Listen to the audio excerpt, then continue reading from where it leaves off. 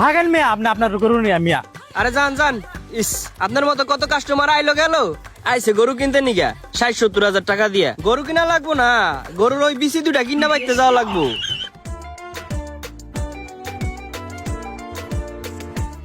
কি বয়ালিস কে গরু ব্যস্ত আর নাই, বেলা তো শেষ হয়ে গেল গা। না ভাই, গরু তো এন্ত্রি বেচতে পারি নাই কে। বেটারা যে দাম কয় কেমনে দিমু কোন ভাই? 1.5 লাখ টাকার গরুটা 70 হাজার টাকা কয়। কি মাইনে নেওয়া যায় ভাই কোন? তোমরা তো গরু বেচতে পারবা না, তোমার গরু কত দিতে হইব এটা কও, পরের টাইমই দেখতাছি।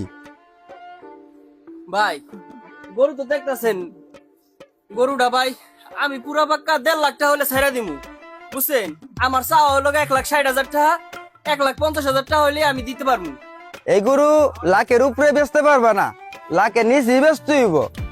যদি লাখের নিচে দেও তাইলে আমার দিতে পারো, আনে তো থাকো জায়গা দেহ দিবা কিনা।